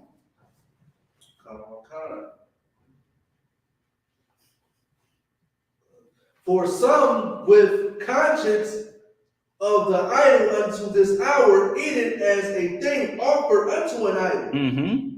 And their conscience being weak is defiled. So now, right, I wouldn't eat the food, not because it's not a sin to eat food, right? Lawful food. I wouldn't eat the food because I don't want anybody to think that I'm celebrating Thanksgiving. You understand me? Go ahead, Ibad. Exactly. So it's like your mother or your dad or your people in the world, you talking about you be this man of God, but nigga, you sitting here at that table with us. You imagine if they said that? All right, well, y'all can go have that food, brother, sister. I don't want it, right? Once again, and it may be another brother that's like hearing you out, but he don't understand it. So now you eating the food, and in his mind or in her mind, it's like, it's okay to go ahead and get down. They weak. They don't quite understand it yet. Let's find out what else Paul will say. Let's read on. Verse 8. But meat commendeth us not to God. For neither if we eat, are we the better? So now he's saying, like, if we eat, are we better? No, read on. Neither if we eat not, are we the worst? Neither if we eat not, are we then the worst? Go ahead. Verse 9. But take heed, lest by any means this liberty of yours become a stumbling block to them that are weak. See that? That's why brotherhood and sisterhood is very important. You don't do what you do for yourself. I'm not going to eat for myself. All right. I'm going to watch out for those who may be watching me. People always watching. All right. You think they ain't? Well, people are always watching. They always looking for a reason to say hypocrite, hypocrite, hypocrite, hypocrite. All right. So now he said, but take heed lest by any means this liberty, meaning to you is freedom, right? Because you know it's lawful, you can eat, all right? However, though, but take heed lest by any means this liberty, this freedom of yours, because you understand it, become a stumbling block to them that are weak. Let's read on. Verse 10. If any man see thee which has knowledge, sit at meat in the idol's temple. Read that again. For if any man see thee which has knowledge, sit at meat in the idol's temple, shall not the conscience of them which is weak be emboldened to eat those things which are offered to idols? So he gonna look at you now, and your mind is like, hey, I'm just eating a hot dog on the 4th of July, right? Well, him is like, oh, my brother over there eating, he's celebrating the holidays. Hey, let me come on and get down with him. Right, let me go and eat Thanksgiving food too. Let me eat the Christmas food as well. Let's read on. Verse 11. And through thy knowledge shall the weak brother perish. Read that again. And through thy knowledge shall the weak brother perish. And through thy knowledge shall the weak brother then perish. Go ahead. For whom Christ died. Verse 12. But when ye sin, so against the brethren, and whom their weak conscience, ye sin against Christ. That's why I don't mess with the Thanksgiving food. They invite me to the 4th of July, I just don't go, right? Because who knows who you gonna run into, and now that person gonna think it's okay to celebrate holidays, but you just eating food, right? You just enjoying the dinner. And now that's going to cause that brother to eat it, not to eat the food, but that's going to cause him to eat it unto an idol, right? Which then is unlawful. Then that's a sin against the Lord. Let's read on. Verse 13. Wherefore, if meat make my brother to offend. Now, so this is Paul advice here, right? Therefore, if meat, right, meaning food, make my brother to offend, go ahead. I will eat no flesh while the world standeth, lest I make my brother to offend. There you go. So Paul is saying that, hey, listen, I'm not eating, right? If it's going to offend my brother, I'm not going to do it for my conscience sake and for his sake, because like the Lord said, know them that labor among you. Know those who are around you, and you got to watch out for them as well. Because who knows if the Lord want to bring them in the truth a couple of years from now. And then they be like, I saw you doing it, officer. So I thought it was cool. You don't want nobody to say that. All right, because then you're going to feel convicted in the spirit. Okay. All right, let's drop that. Okay. Let's go to, hold on, bear with me 1 second. Hold on. Let's go to the book of Psalms. 106. I tell you, Christ was the ultimate, brother. Ultimate one. And he laid it down. So, of course, we all can walk behind his footsteps. Right? And the beautiful thing about it, right? Give me a vibe when it said Christ was made unto his brethren. I think in Romans, you know what I want, right? Right. And if Christ can do it, and if Christ can be perfect, right, we can do it too. Now, that's why it's so evil for any Christian to say that you can't obey God when nobody is forcing you to go to Thanksgiving dinner. Nobody is forcing you to celebrate Christmas. Nobody is forcing you to smoke cigarettes. You do it because you want to do it. Okay. Let's go to the book of Psalms 106. And let's start at verse 33. This is Psalms chapter 106, verse 33. Because they provoked his spirit, so that he spake unadvisedly with his lips. Go ahead. Verse 34. They did not destroy the nations concerning whom the Lord commanded them. Now, during that time, the Lord told them, right, to destroy the nations, destroy the other nations. We ain't do it. We ain't obey him. Like how we always been a rebellious nation of people, right? A rebellious nation. Just always choose to do the opposite of what God says. Read that again for the top. Let everybody know where you are, please. Psalms chapter 106, verse 33. Uh-huh. Because they provoked his spirit, so that he spake unadvisedly with his lips. Verse 34. They did not destroy the nations concerning whom the Lord commanded them. See that? Go ahead. Verse 35. But were mingled among the heathen. Were what? Mingled among the heathen. Link that with what? Deuteronomy 28 and 64. Right? How we were scattered among the other nations. It all goes back to sin. Us transgressing against the Lord. Us not listening. Us not hearkening unto the voice of God. And now we were mingled among the heathen. Read on. And learn their works. And learn their what? Works. Thanksgiving, Christmas, Easter. What else? 4th of July, Independence Day, Veterans Day, right? Then us being mingled among them, like Solomon, right? When King Solomon married the other nations, right? He started to take on their culture. Was why then the Lord checked them on it. Like, this is why I told you to only deal with your people. Right. When we deal with them, we become followers and not leaders. Let's read on. Verse 36. And they served their idols. And they served their idols. Go ahead. Which were a snare unto them. That's why we went into captivity, transatlantic slave trade, and they served their idols, which were they call it a snare, it's like a trap unto them. Go ahead. Verse 37. Yea, they sacrificed their sons and their daughters unto devils. See that? Now we do what? Sacrifice. How do we sacrifice our sons and daughters unto devils? Happy birthday, birthday present, Christmas present, right? Right? Halloween, they look like devils. They put Halloween costumes on, right? They sacrifice their sons and their daughters unto devils. Read on. Verse 38. And shed innocent blood. See that? And now when we do that, now the heathen, they shed innocent blood. They kill us. Right? Read.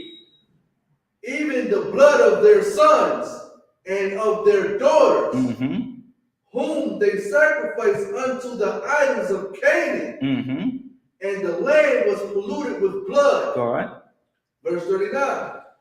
Thus were they defiled with their own works, and went a-whoring with their own inventions. See that? We went whoring after everything we created, after our own inventions. Go ahead. Verse 40. Therefore was the wrath of the Lord kindled against his people. See that? That's why he's angry.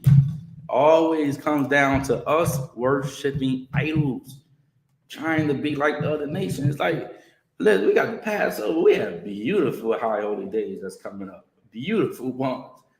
Why can't we live by that? Right? Why can't we be leaders? Why can't we tell the whole world on this day, everybody want to celebrate the Passover? That day coming. Right. If you stand with God, you'll be making some orders too. You'll be making rules. You understand? You have a crown on your head. And I'm not just talking one generation.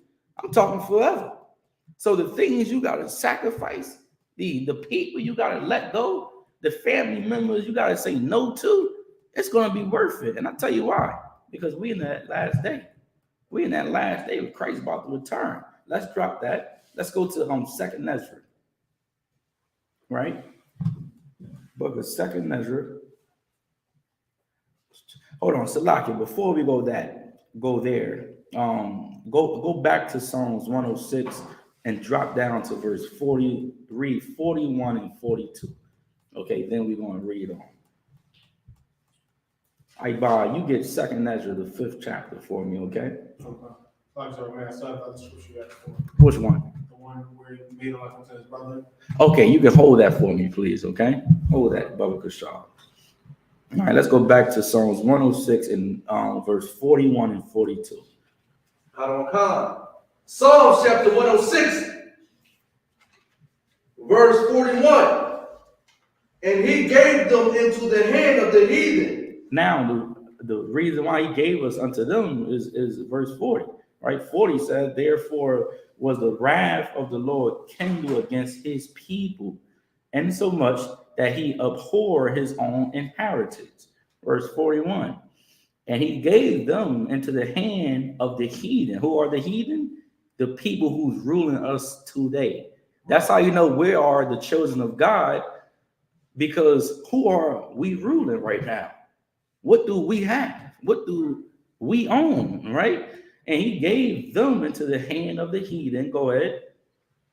And they that hated them ruled over them. And they that hated them rule over them. How you know they hate us? Hey, you go in those gas stations, or I think on most of those Arabs, they be up in there. You see somebody black working in there? No, you don't. Crown fried chicken? No. Chinese? You see Chinese people. And yet they talking about we're a hate group. Nobody called the Chinese a hate group. They only hire their people. Let that sink in for a minute. The East Indians only hire their people. They don't hire us. The Lord said he want to give us to them that hated them, and they're going to rule over us. Read 42. Verse 42. Their enemies also oppressed them. They did what? Oppressed them. You go in that Chinese store and be 10 cents short. See if they're going to give you those good old chicken wings, brother. You're going to go about it. They're angry. Chicken wings, fried rice, salt, pepper, ketchup, right? So their enemies also oppressed them. Go ahead. And they were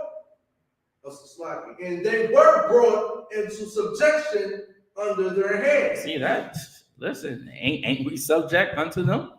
Right? We follow their rules. We do what they tell us to do. Now let's go to Second Ezra. All right? We're going to go to Second Ezra in the Apocrypha, the 5th chapter.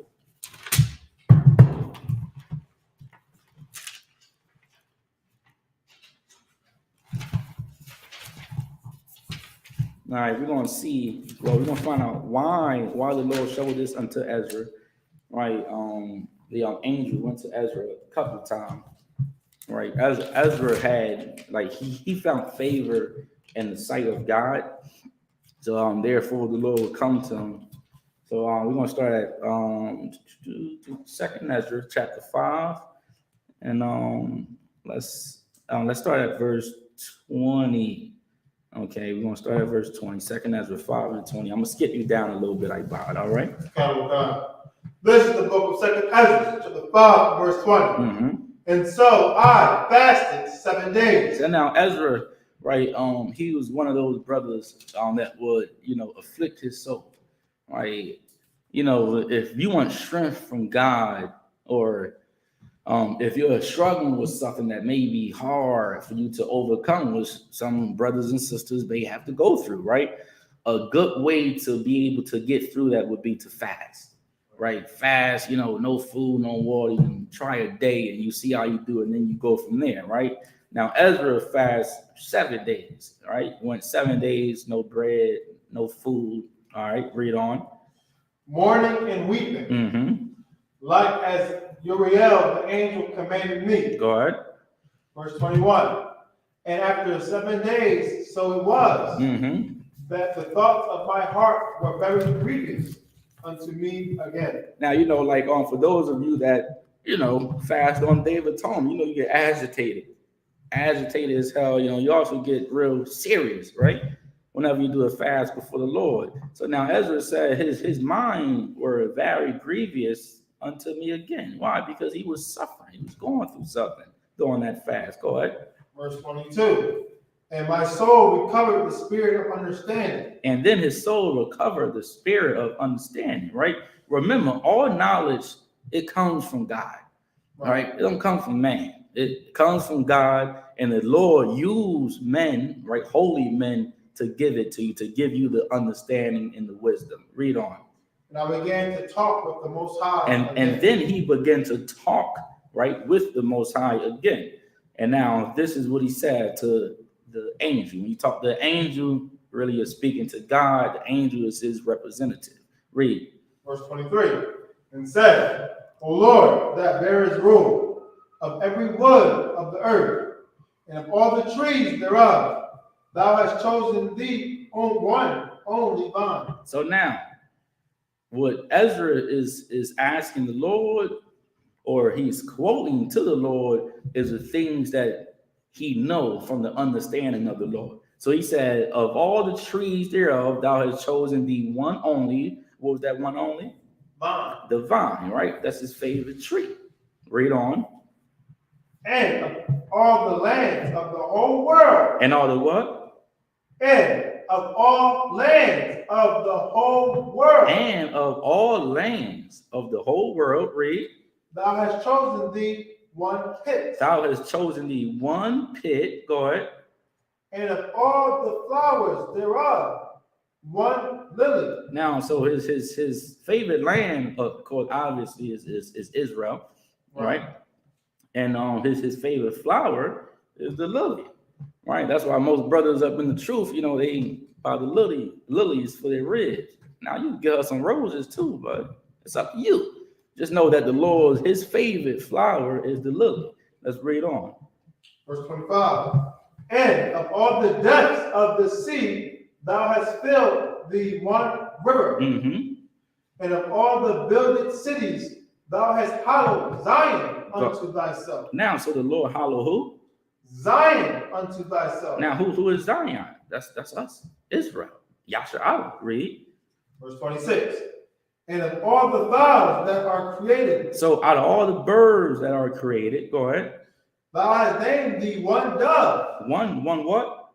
Dove. One dove, right? What's the point?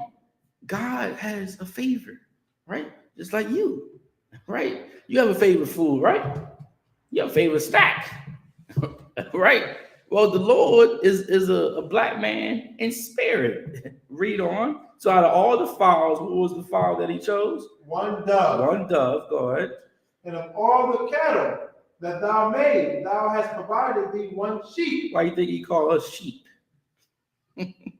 That's his favorite cattle. Sheep.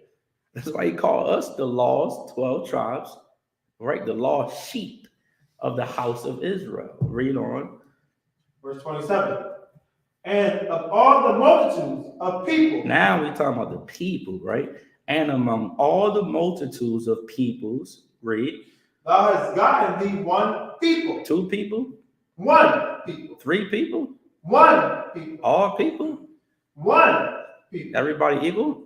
1 people. Go ahead. Now you want to find out who is his favorite people out of all the other peoples. Read. And unto this people whom thou lovest, thou gavest a law that is approved of all. Okay, so who is his people? Right? So he said, whom and unto this people whom thou lovest, right?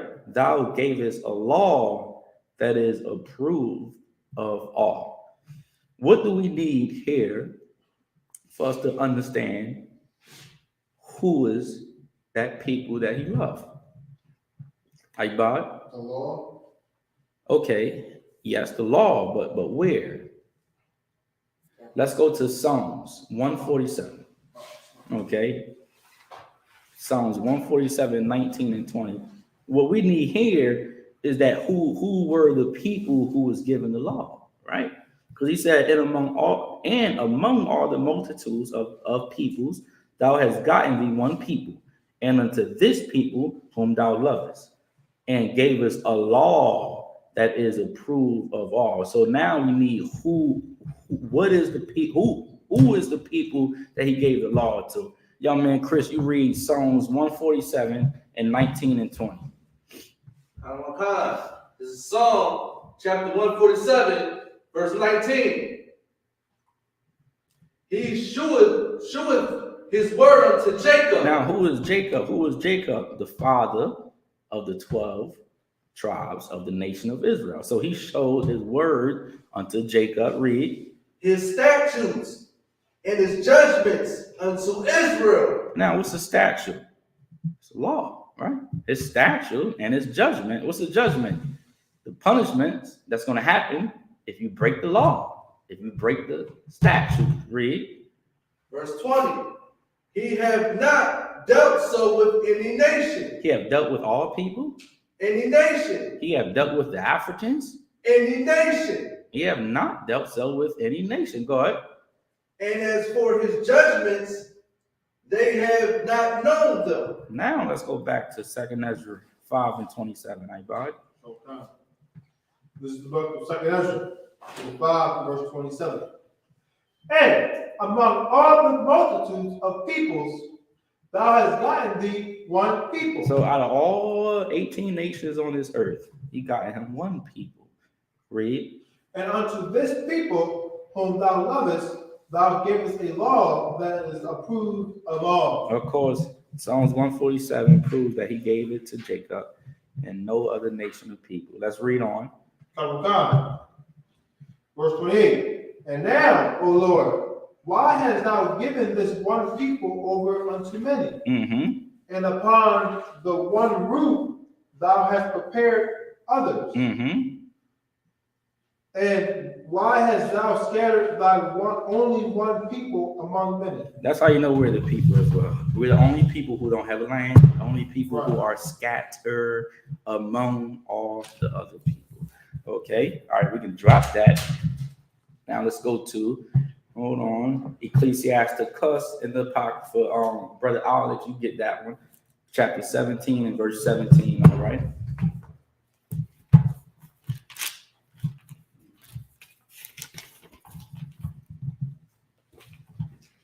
I get a Bible, please. Yeah, you can actually give them this one. Okay. I can pull it up on my phone.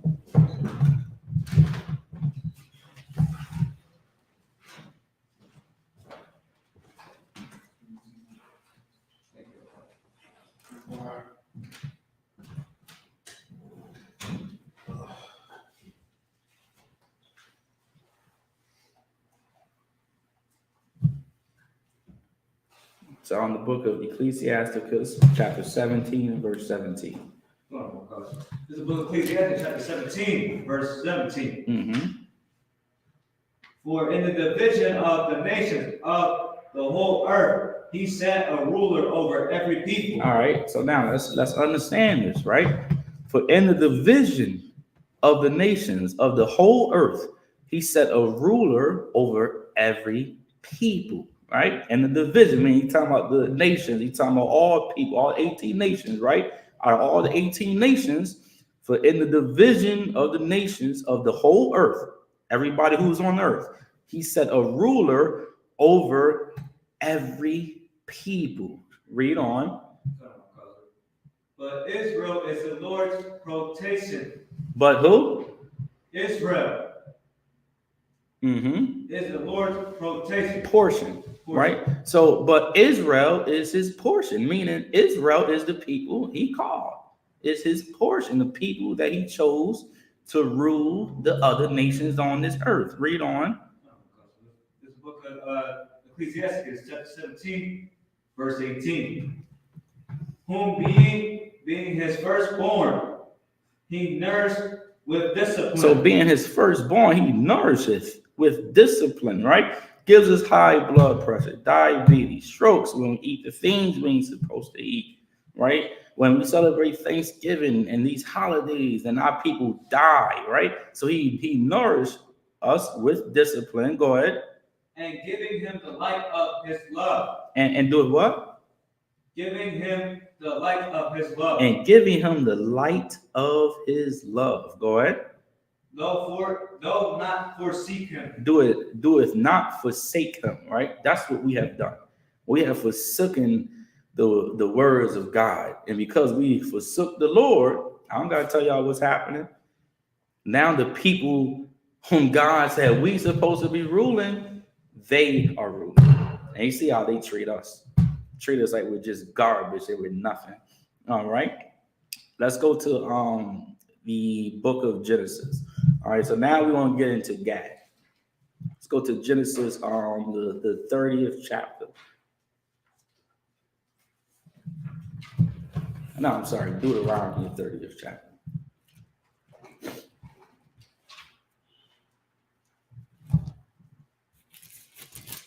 Go to Deuteronomy 30. Hold on.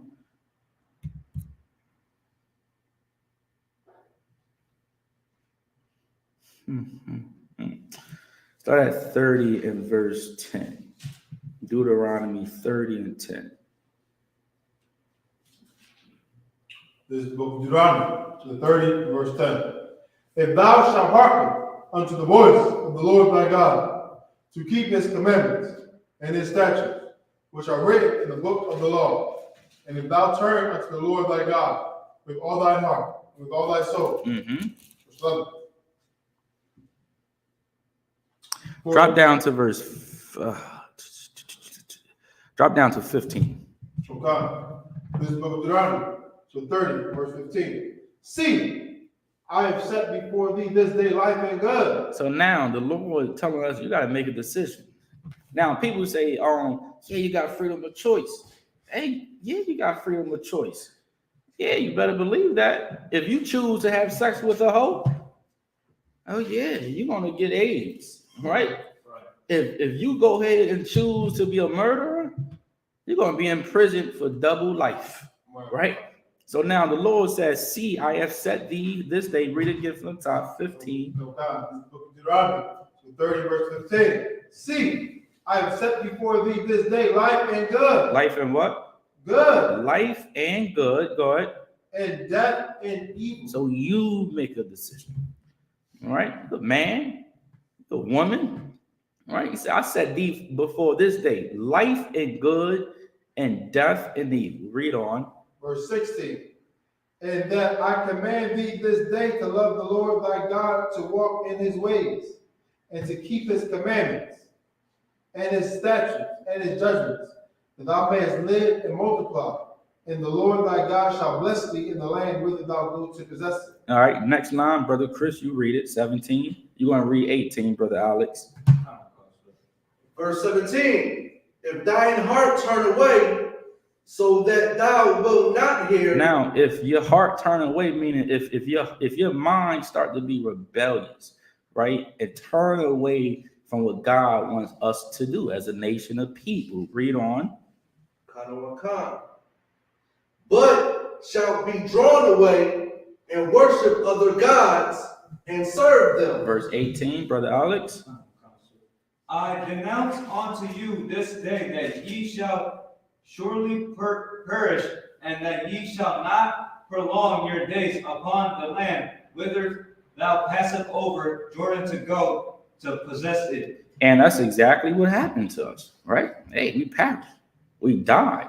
You understand me? That's what's going to happen to today if we don't hearken unto the Lord. Verse 19, like Bard. Oh God. Verse 19. You want to read 20, Brother Chris? I call heaven and earth to record this day against you. Read that again. I call heaven and earth to record this day against you. Right? The Lord always recording everything. The Lord want to know if you want to partake in Thanksgiving. He want to know if you want to walk with him or if you want to turn your back behind him. He knows all things. Read. Well, that I have set before you life and death. I did what? That I have set before you life and death. That I have set before you life and death, God. Blessing and cursing. So if you make the right decision, you'll be blessed. Right. If you make the wrong decision, you will be cursed. Right. Read on. Therefore choose life. Choose what? Life. Choose what? Life. Therefore choose the world. Life. Thanksgiving. Life. The lust of the eyes. Life. Therefore choose life. Read. That both thou and thy seed may live. And now the Father and the Son can live. Verse 20, Brother Chris. Verse 20. That thou mayest love the Lord thy God, and that thou mayest obey his voice. That's what it comes down to, being obedient. Right. That's what any good father wants. He wants obedience unto his children. Read. And that thou mayest obey his voice, and that thou mayest cleave unto him. Mm-hmm. For he is thy life, For he is thy life, God. and the length of thy days. See that? And you'll live a long time. Now, you may not have everything you want, right? You may struggle with some things, but I'll tell you one thing, you want to live a long time. Wow. And the length of thy days, go ahead. That thou mayest dwell in the land which the Lord sware unto thy fathers, Mm-hmm. to Abraham, to Isaac, and to Jacob, to give them. See that? We ain't give ourselves an opportunity. You understand me? You read Deuteronomy, the 28th chapter. It's like the curses came to pass. The blessings will come to pass too. But we gotta give ourselves a chance.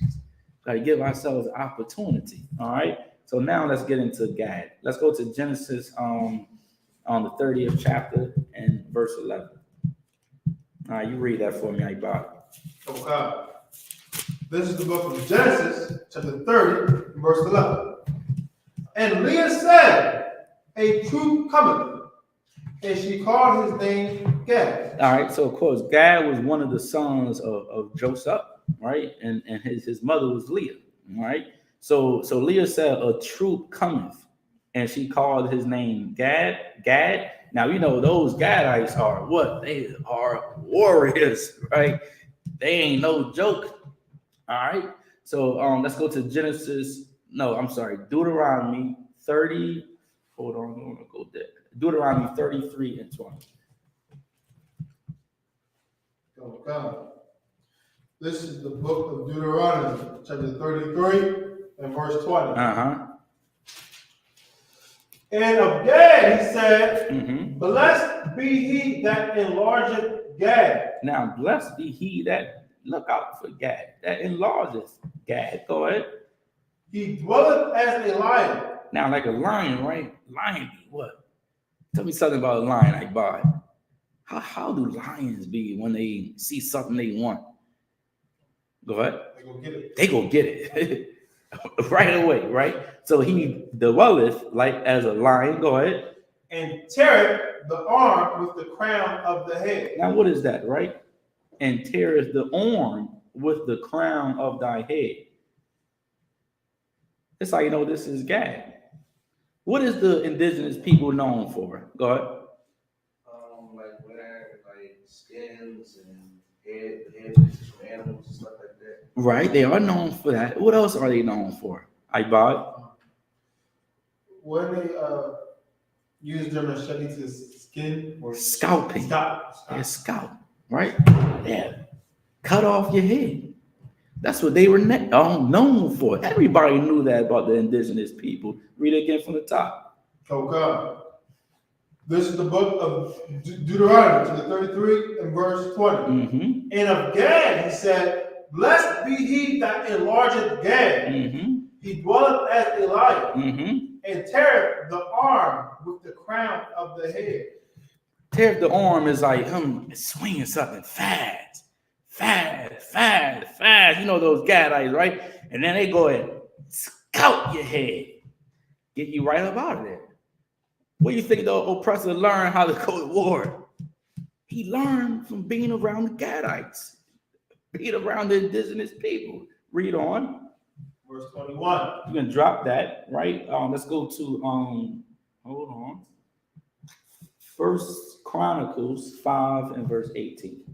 Let's go there. Let's get a little more on the trial of Gad. First Chronicles 5 and verse 18. Okay. This is the book of First Chronicles, chapter 5 and verse 18. Hold on, let me catch up with you, everybody. Go ahead, you got it. The sons of Reuben and the Gadites, So now the sons of Reuben and the Gadites, go ahead, and half the tribe of Manasseh, and half the tribe of Manasseh, go ahead. of valiant men, Uh-huh. men able to bear the buckler and sword. They were warriors, right? Men able to bear the buckler and the sword. Go ahead. And to shoot with bow. And to do what? And to shoot with bow. What else was the Gadites known for? That bow and arrow. You understand me? They knew how to just, plot you out like a lion and then attack and kill you, right? So now they knew how to shoot with that bow. Go ahead. And skillful in war. And what? Skillful in war. And skillful in war, meaning they knew how to fight. They knew how to protect themselves. They knew how to go to war. Let's go to Genesis. All right. Genesis 49 and 19. Brother Chris, you read that before me, all right? Young man Alex, you hold Ecclesiastes 7 and verse 8. Okay, you hold that for me. Genesis 49 and hold on. Give me a second. 49 and 19, you got it. This is Genesis chapter 49, verse 9. Mm-hmm. Judah is a lion's whelp from the prey. My son, thou art going up. He stooped down. Oh, I'm sorry. Genesis 49 and 19. Mm-hmm. Genesis chapter 49, verse 19. Matter of fact, do this, right? Go to verse 1, read 1 and 2, and then you're going to drop down to verse 19, okay? Genesis chapter 49, verse 1. And Jacob called unto his sons and said, gather yourselves together, that I may tell you that which shall befall you in the last days. So now, right, Jacob called all his boys down to, starting at Reuben, all the way down to Isupk, right, so-called Mexicans. So he called all his sons and said, gather yourselves, that I may tell you that what shall befall you, meaning his sons, in the last days of time. Verse 2.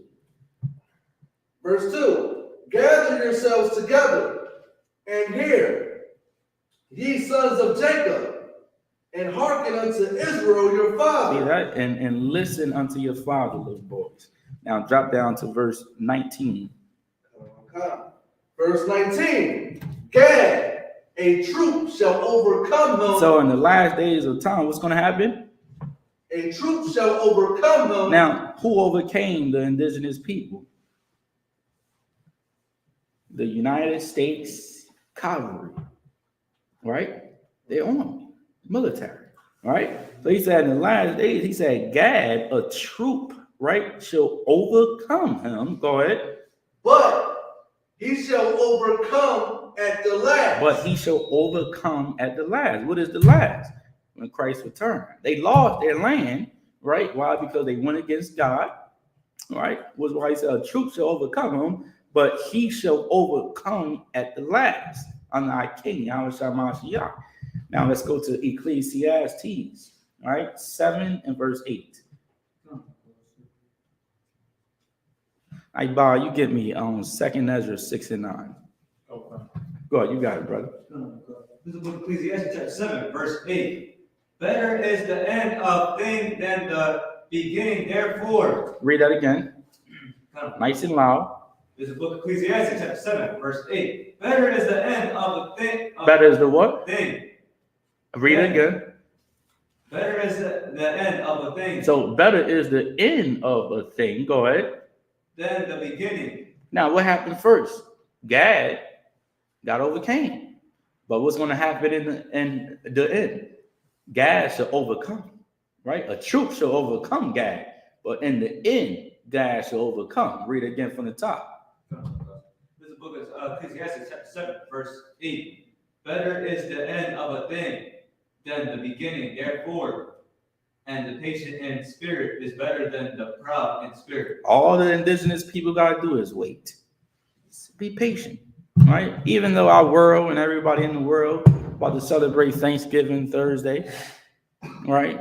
You know, and a lot of indigenous people around this time, they be so sad. Oh my God, you forget about like the struggle and the memories that was passed down that their grandmothers and granddaddies taught them generation. They gonna go through it during this time. Which why me myself, I could never even think about partaking in this holiday because the Lord said, "Love thy brother as you should love thyself." Right. And you should want to treat somebody how you want to be treated. And how can I partake in Thanksgiving knowing what happened to my brothers? Right. Let's go to 2nd Ezra, chapter 6 and verse 9. Okay. This is the book of 2nd Ezra, chapter 6, and verse 9. Mm-hmm. For Esau is the end of the world. Now remember, the Lord said, better is the end of something than the beginning. Who was the beginning? The first one that came out, Esau, right? And the Lord said, read it again from the top. For Esau is the end of the world. For Esau is the end of the world. When you see Esau is in charge, that's how you know the world is almost over. He's in charge. Remember, at one point of time, the Egyptians were in charge, Right. ruling the Israelites. And that was a long time ago. But now, the oppressor is in charge. You know, it's at the end. We're at the last day. Read on. Okay. And Jacob is the beginning of it that follows. See that? And Jacob is next, right after Esau. Okay, let's go to Revelation, the 7th chapter. Brother Chris, you get this one for me, all right? We're going to go to Revelation chapter 7, and let's start at verse, 7 and 1. All right, we're going to read down to the end of verse 5. This is Revelation chapter 7, verse 1. And after these things, I saw 4 angels standing on the 4 corners of the earth, Mm-hmm. holding the 4 winds of the earth, that the wind should not blow on the earth, nor on the sea, Mm-hmm. nor on any tree. Go ahead. Verse 2. And I saw another angel ascending from the east, having the seal of the living God. So then he saw another angel, right, ascending from the east, right? Remember, right? When we pray towards what? The east, right? Why? Because the east is where our homeland is, right? So he saw another angel. Go ahead, Brother Alex. Is that why somehow the dang Muslims copy this when they said they created the east of Mecca? Absolutely. They get that from us. They trying to be like us. Absolutely, right? So he saw another angel ascending from the east, having the seal of the living God. Go ahead. And he cried with a loud voice to the 4 angels, Mhm. to whom it was given to hurt the earth and the sea. Oh, go ahead. Now, this is what he said. Go ahead. Verse 3, saying, hurt not the earth. He said, hurt not the earth. Go ahead. Neither the sea. Neither the sea. Go ahead. Neither the trees. Now, remember, this ain't literal. He's saying, hold the destruction, right? Hold off on it. Think about like a tornado, right? When a tornado comes, it hurt the what? The trees, it hurt the oceans, it hurt everything. And then people die. People die. So he's saying, read it again from the top, please. Verse 3. Verse 3, saying, hurt not the earth, neither the sea, neither the trees, till we have sealed the servants of our God in their foreheads. So don't let the destruction come until we have sealed the service of our God in their foreheads. Read on. Verse 4, and I heard the number of them which were sealed. So then this is what he heard, right? He heard the number of them which were sealed. Go ahead. And there were sealed 140, and 4,000 of all the tribes of the children of Israel. So now there were sealed, right? 144,000 of all the tribes of the children of Israel. Read on. Verse 5, of the tribe of Judah were sealed 12,000. So now they checking off 12,000 men sealed from Yahweh Judah. Go ahead. Of the tribe of Reuben, 12,000 sealed from the tribe of Reuben. Go ahead. of the tribe of Gad. And now 12,000 sealed of the tribe of Gad. Go ahead. Verse 6, of the tribe of Asher. And the tribe of Asher, of Shaw in the Hebrew. Go ahead. Of the tribe of Naphtali. Naphtali. Naphtali. Mm-hmm. were still 12,000 of the tribe of Manasseh. The tribe of Manasseh in the Hebrew were still 12,000. Go ahead. Verse 7, of the tribe of Simeon. Of the tribe of Simeon, Shemaiwan in the Hebrew. Go ahead. Of the tribe of Levi. Of the tribe of Levi, Loya in the Hebrew. Go ahead. The tribe of Zebulun. Zabalawan in the Hebrew. Zebulon. Go ahead. The tribe of Joseph. The tribe of Joseph. Read. Of the tribe of Benjamin. Of the tribe of Benjamin, Benjamin in the Hebrew. Go ahead. Verse 9. Uh-huh. After this I beheld, and lo, a great multitude, which no man could number. See that? A great multitude, meaning you got the 12,000, right? 12 times 12, 144, and then you got what? Their children, their wives, right? Some of the men and women who wasn't called to be soldiers, but who were called to support the 144,000. Drop down to verse 15. Verse 15. Therefore are they before the throne of God. Therefore are they what? Before the throne of God. Therefore are they before the throne of God. Go ahead. And serve him day and night go ahead. In his temple. And serve him day and night in his temple. Go ahead. And he that sitteth on the throne shall dwell among them. Verse 16. They shall hunger no more. Why we ain't gonna hunger no more? We ain't gonna be in captivity anymore. Go ahead. Neither thirst anymore. Neither shall the sun light on them. Go ahead. Nor any heat. Go ahead. Verse 17. For the Lamb which is in the midst of the throne shall feed them. Who is the Lamb? Our King, Yahweh shall feed them. Go ahead. And shall lead them unto living fountains of water. And God shall wipe away all tears from their eyes. And that's when our captivity will then be over. And that's why, with that being said, it is anti-Semitic to celebrate Thanksgiving. Like it is anti-Semitic to celebrate Thanksgiving because the indigenous people, 12,000 of those soldiers, are going to help us lead the planet Earth. You can just give it to y'all. You understand me? That's why, once again, man, this Thanksgiving, just leave it alone. Also, if I could, I forgot to bring this out. Oh man, about how much money they're gonna make this weekend. Man, I ain't even bring that out, brother. Look it up on your own time after this weekend and see how much money they made. You understand me? So unless we have any questions, I'm gonna wrap it up. Anything online? No sweat. So with that being said, I'm gonna pass the class over to priest and officer. I buy y'all. You've got the class. Okay. I.S.U.P.K. security announcements. We are the I.S.U.P.K. Start out at 1 West, 125th Street, Harlem, New York, under Commander GEN.YAHANNA.